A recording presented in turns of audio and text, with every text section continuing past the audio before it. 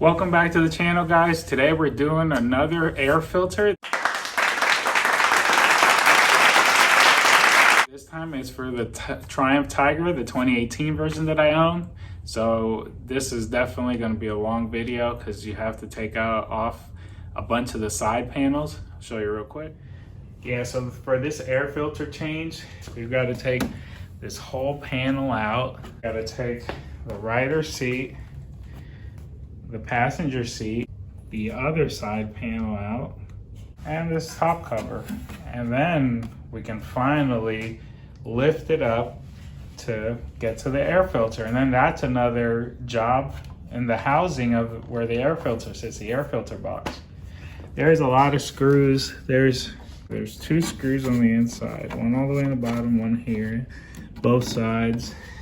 Yeah, screw right down here next to the gas tank where the 1200 logo is. Then behind this Triumph plate, there's more screws. So we gotta take this plate off. You'll see more screws under there. Yeah, it's definitely not a fun job doing the air filter on a adventure bike. I don't know about like the KTMs or the BMWs and all that. It's probably just as big of a pain in the ass, but it's gotta be done. I got a K&N air filter. I want more airflow for my bike. So as usual, they come in a humongous box, so we'll have to unbox it, see what how big this air filter is. It's probably a tiny little air filter. Jeez. Look at this tiny air filter. My Lord, and I gotta go through probably an hour or two of just taking everything apart just to change this. So it comes with air filter grease, and we'll explain that in a few minutes. So it even gives you the instructions, but in case you don't want to read them, just watch the video and I'll show you how to do it. So the grease is, after you take all the screws out, you gotta put a bead around it and around the air filter. And you have to use this grease every single time you change the air filter. So for on the 2018 Triumph Tiger, it's every 10,000 miles. I mean, the bike only has about 4,000, but since I just got the air filter, I'm just gonna do it now. Then at 10,000 miles, I'll recheck it to see if it's dirty. So every single time you have to take it apart to check the air filter, you have to re-grease the air filter box, which is a big pain in the butt. Yeah, so like I said, you always got to use this K&N filter grease to run around the air filter to help seal it. I still can't believe that they're putting do not eat this or ingest these greases or any type of lubricants for adults. Like who the hell is eating grease or swallowing it? You gotta be weird. But then it comes with the decal that goes on the outside of the air filter box. So in case you do take it into a Triumph dealer for service, they know not to take your air filter out and throw it away because it's a reusable. The good thing about K&N air filters, if you're not familiar with them, like it says it on the box, it allows 50% more airflow, so which means more speed out of your bike. But I mean, speed's always good, but who buys an adventure bike to go fast? It's designed to increase acceleration also, and it's washable. That's the one thing, the reason I love K&N air filters, because they're washable and reusable. All you gotta do is re-oil them, and they got a lifetime guarantee. And you can never go wrong with K&N air filters. They have a 1,000,000-mile guarantee, and they can run up to 50,000 miles without being changed. 10-year, 1,000,000-mile limited warranty.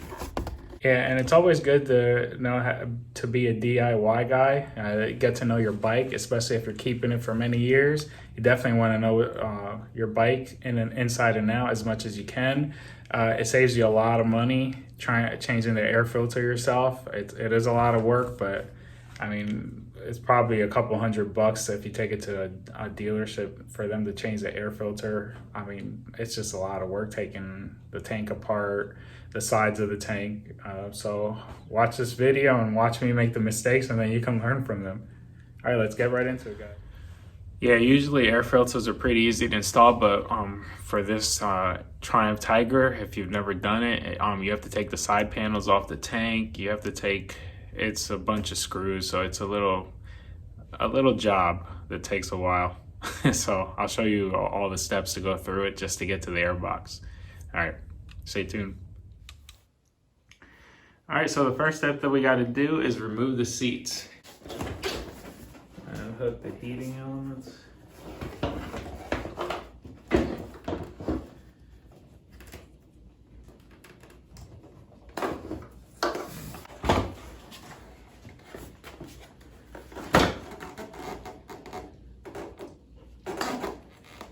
Okay, so now we have to get all the tools, and I'll show you everything we got to take apart. Yeah, there's a few parts that we're gonna have to take apart, and I'll get the tools ready. All right, so first we're gonna start taking the 2 bolts on the top to take this plastic cover off. But let me show you the tools that we'll need so far. So far we're gonna need a 5mm Allen wrench, a 3mm Allen wrench, and then we'll need this Allen wrench that's curved for the insides in here, because we gotta take the inside black panels off just to get to the tank to come off this bike. It's a lot of work. Yeah, this is a time-consuming job. It's better to do it when you know you have to do other maintenance on this bike, because it's just better. You'll get a lot more done instead of just taking everything apart for one thing. And it's always good to get to know your bike really well, especially I'm going on 2 years with this Tiger, so I definitely like adding K&N air filters to my vehicles, because the 50,000 mile guarantee of changing the filter. All right, so now we got to unplug the auxiliary, and we get to clean the bike while we're in the middle of all this. All right, so we unplugged the auxiliary, and here's the cover. So what I do is I like to keep the screws where they go, and then I'm gonna start laying them out on the floor. So this is gonna be a long, tedious process. And now we're gonna take these 2 screws out, the trim off the sides. A lot of these are all just 5mm screws. So many things you gotta take off just to get to the air filter. So now towards where it says 1200, there's a screw right here on both sides. So we're gonna take both of those out. So this loosens this cover off, but to get this whole piece off, you have to take this plate off, and then in there's a few more screws on the inside. So it's a process. All right, so I'm gonna get this plate out and show you the screws that are behind this. And so it's just one there. So here's the other screw, another 5mm.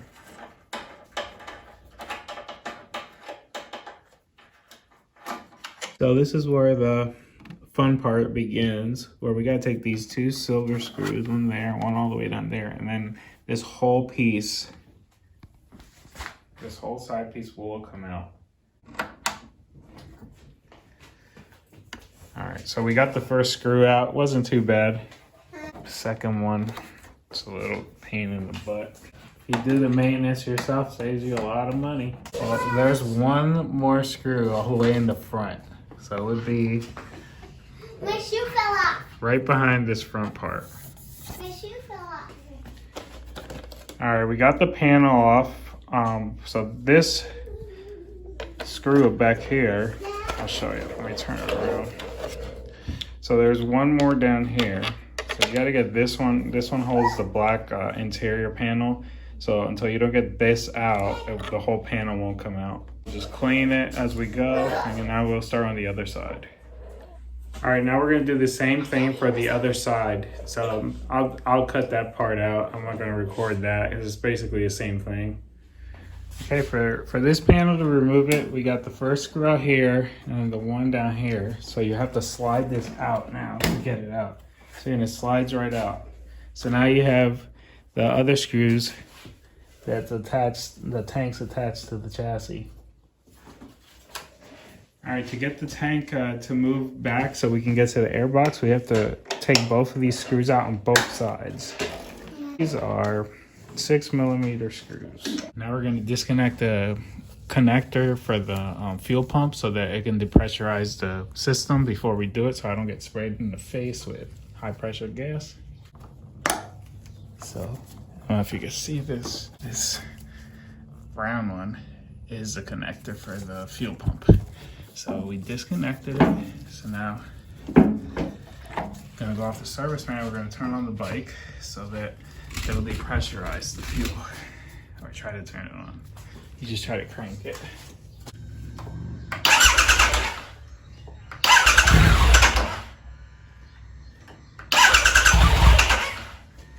Alright guys, so that's all you do. You just turn it on a few times, once or twice, and it'll depressurize the system. Now we're gonna start taking the fuel hoses off so that the fuel can drip right out of the gas tank.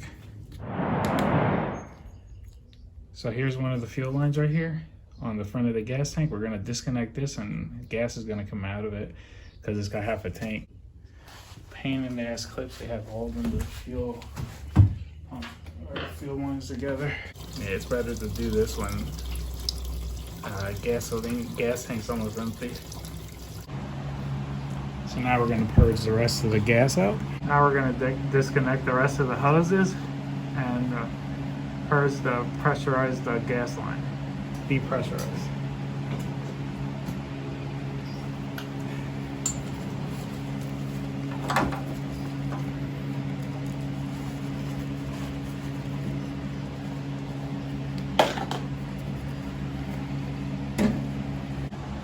All right, so it's 11 Torx T20 screws that we got to take out. There's 10 all around, and then here's a connector, and then there's one on the inside down here. So let's start taking them out now.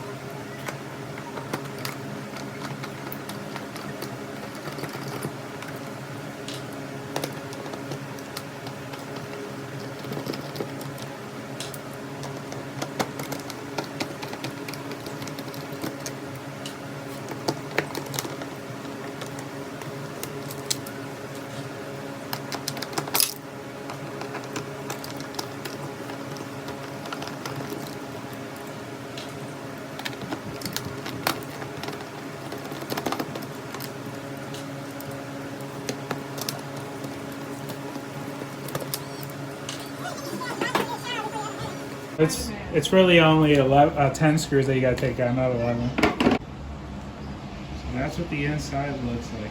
That's what the air filter. This filter is a little dirty, not too bad. There's the stacks. It's a little process to get this tank off and do this job, but once you do it, you don't have to do it with a K&N air filter for 50,000 miles unless you go through a lot of dirt and off-roading. So if you take a close look at the air filter, this is the original, and here's the K&N. So you see that they both have a lip. So the lip, same way, goes inside. So now we're going to do the greasing process all the way around, and then we're going to insert it. Okay, so we put the grease all around it, and I'll put a little bit more on the top. This grease is good to block a lot of dirt going in. High temp grease to hold the dirt out so it doesn't go into your engine.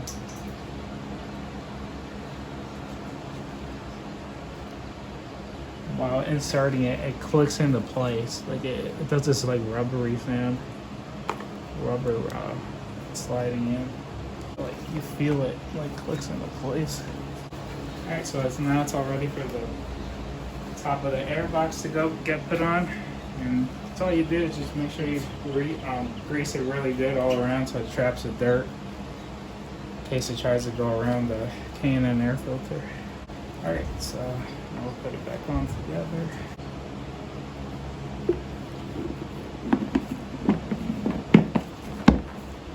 You just gotta make sure that it's screwed in tightly. All right, so now put all the screws back in. All right, so there you guys have it.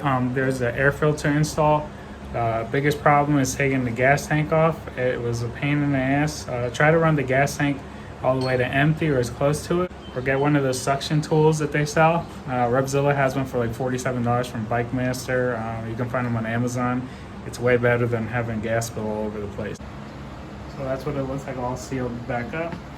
All the screws are in. This is the original air filter. It's a little dirty, so I'm glad I replaced it. So now I'm going to put it on my maintenance board. This is where I write everything that I do for the bikes. 4,029 I changed miles.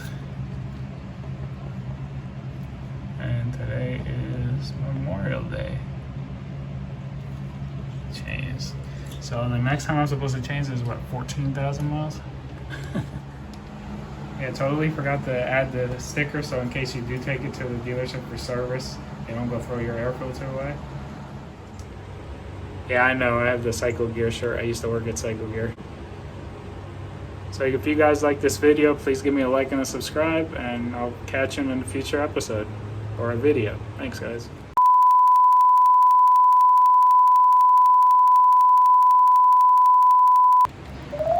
Yeah, this is what the Tiger looks like, all naked.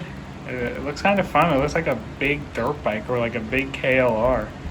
I should ride it like this just to see how it would ride. Here I'm washing the floor because I had a little bit of fuel fall on the garage floor and it smelled like crazy. It's so bad when you spill gas, but here's a little montage of time lapse. Enjoy.